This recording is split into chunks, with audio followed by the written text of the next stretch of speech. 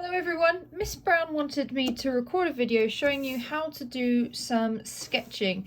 So I've got some hints and tips for you to do at home. First thing is just to get some paper. So this is just printer paper, and that's okay for what we're doing for sketching.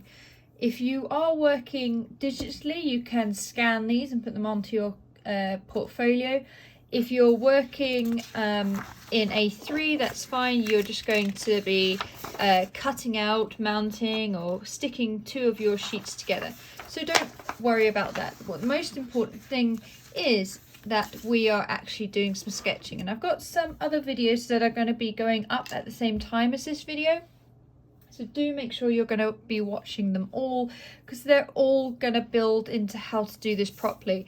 This first video that I'm going to record is just looking at the materials. So we're going to be using pencils, or at least I'm going to be using pencils. And make sure that you've got some nice quality pencils, a good range of colours, even though you're mostly going to be using a lot of browns with yours, as I'm assuming that a lot of you are going to be using wood primarily for your project. Go through your pencils, just make sure they're all nicely sharpened before you start using them, and that they are accessible. I like to actually take them out of the box, put them into this little lunch box, and then kind of dig around it. It means that the colours that I don't use very often end up at the bottom, and the colours that I use quite a lot end up at the top. And then if I really want to try something new, I just kind of dig down and find a colour that I haven't used that often, and then I might use that in my work. So this just works for me, so that might be something you want to do also. As well as pencils to colour in, you're also going to be sketching. Now, some of these brands I really buy into because I think they're really nice sketching pencils. So I really like this brand, and quite a lot of my art supplies are by this company. But if you're just using a regular HB pencil with rubber on the end, that's fine. Or if you are going a little bit more fancy with a kind of sketching pencil, a HB or a 2B is kind of what you're going to be looking for, or even a mechanical pencil. So once you've drawn it, the next thing that you're going to want to do is add the colour, and we've had a quick look at these pencils, but you might also want to outline it. Outlining just enables it to be picked out from the page, especially if I've drawn something and I've want to add some colour into it. So say I'm just going to draw a really quick cube here, put some legs onto the bottom, nice chunky legs, a draw, and thickness of the inside there. Okay, so I've got something like that. Once I start adding the colours into this, you're going to notice that a lot of those pencil lines are going to become a little bit hard to see. So you'll find it useful to actually repen those in, either before you're doing pencils or after doing pencils. So I'm just dragging my pencil just across the page, just kind of almost in a zigzag, but I am kind of picking up at the end, and I'm doing all these lines. And I'm doing that because I'm wanting to add wood render. And you'll remember when we've done wood render in class, you add some pebbles down and you're giving those lines effects going like that. Now I'm doing the exact same thing, only I've got tilted planes. So I'm going to start doing that, and I'll get kind of another tonal colour, and I'll just pick out some of those lines that I was particularly happy with and add those in. Sketching for this stage of the project does not need to be overly neat. We're not looking for it to be perfect or even 3D. So that's a 0.8, and it's very juicy, so that would kind of drip all over the place, and indeed I've had some on my finger. 0.4 is probably looking good. I actually prefer this brand, which is a Pilot one. Oh, there it is, Pilot one. But these are so old, they don't really work very well. Oh, actually that one might do for this. And I'm not using a ruler, as you can probably see. Whoops, that was a bit wobbly, but it just lifts it out from the page. I'm just doing this as a quick idea. I'm not too focused on it being absolutely perfect neat. I am wanting to get the range of ideas down, and I'm going to be showing you in the next video about how to do the range of ideas, because that's very important. So this first video is just looking at your equipment to begin with. Okay, so that's one idea. Perhaps I wanted to make this into like a gloss, so maybe a plastic. So I'll do some high areas of shine and just graduate my pencil away and get some, whoops, get some area of kind of darkness in there, so it looks like there is something inside. I might even add some shadow to the inside of this and the legs.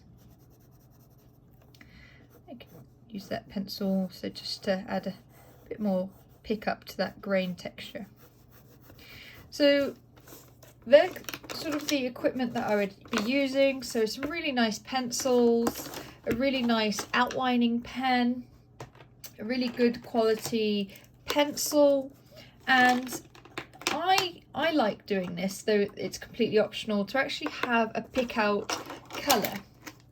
And this might be for some notes that you're doing. So I might want to annotate that I'm going to make that out of oak. And I would write that with this colour, and I would use the same colour for all my ideas. And I would kind of add that in there, and any size information I might have picked out in that colour there. So I'd actually do something like this. So maybe that's 16 centimetres, 160 millimetres. So that's the sort of thing that I do. Now, if you are wanting to take it up a notch, print paper isn't going to be what you're wanting to be using. So this is a step higher. This isn't the necessary step that you're all going to want to take, but you might want to do some quite nice drawing. So we'll go for a sketchbook, and I get my pencil, I'll do a quick sketch of that design again. Maybe this one, I've dropped the bottom compartment altogether.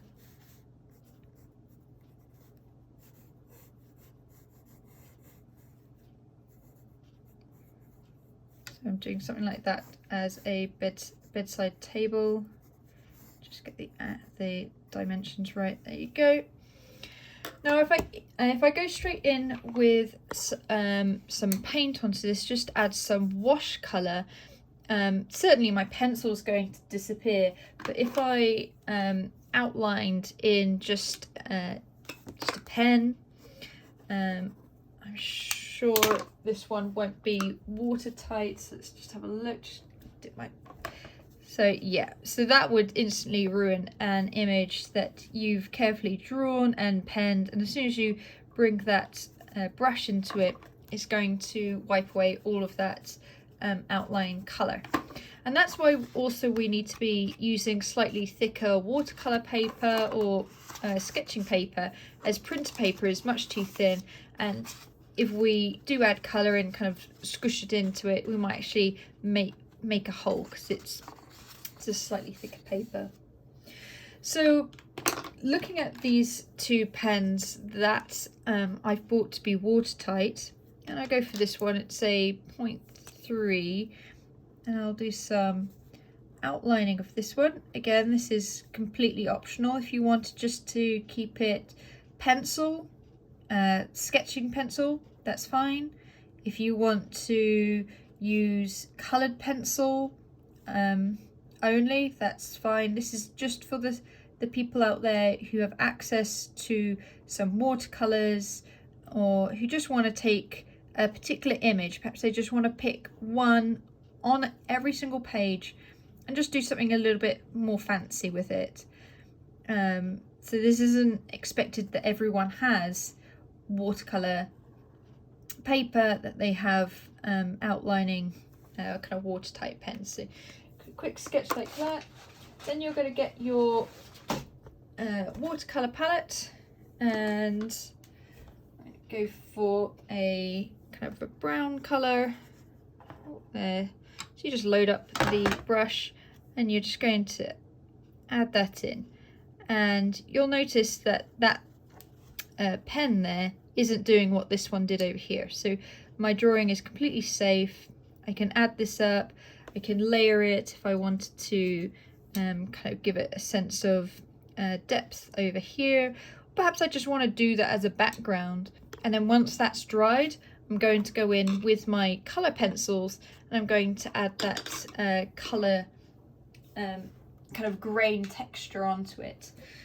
Something else that's quite popular is just background colour. So I'm going to grab some of this yellow up here, and I would usually have kind of drawn out a circle, but what you can do is just give a pop of colour just behind a sketch, just really abstractly almost, if you think about it, just picking out that one sketch that you particularly like on the page.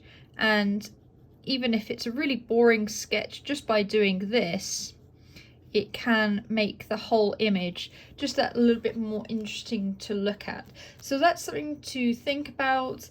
If you do have watercolours, if you do have access to that equipment, just to make this activity a little bit more varied for you, so you're not just always sketching using pencils, and maybe you want to bring it up since it is year 11 now, and if you're not going to really jazz up your drawings, really, when are you going to?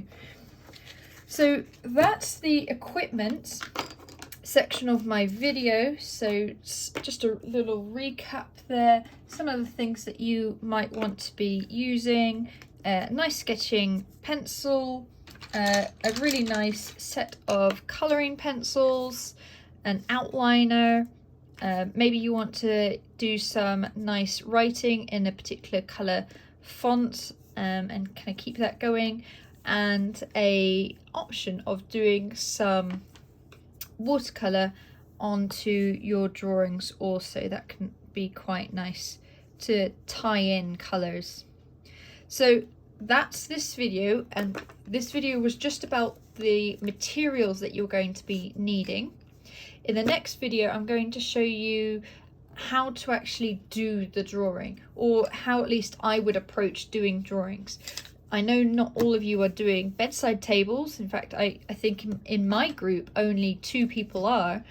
So you're going to need to look at this and kind of translate it into your own project. I'm sure that's fine for you all. Okay, I'll see you in the next video. Bye.